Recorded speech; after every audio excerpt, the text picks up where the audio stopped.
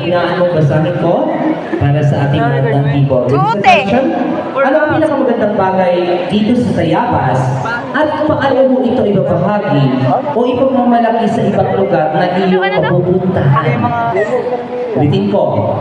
Ano ang pinakamagandang bagay dito sa Tayabas at paano mo ito ibabahagi o ipagmamalaki sa ibang lugar na iyong mapupuntahan? Para po sa tingin ko, ang pinakamagandang bagay na makikita dito sa ating lungsod ng Tayabas ay ang makukulay ng kasaysayan at kultura ng ating lungsod.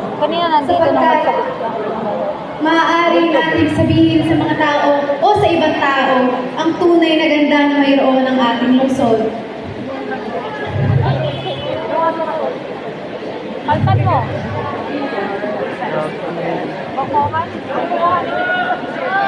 May pagmamalaki ito sa ibang tao kung magitan ng pag-promote sa ibang lugar ng mga makasaysayan na mayroon ang ating lungsod. Yun lamang po. Maraming salamat.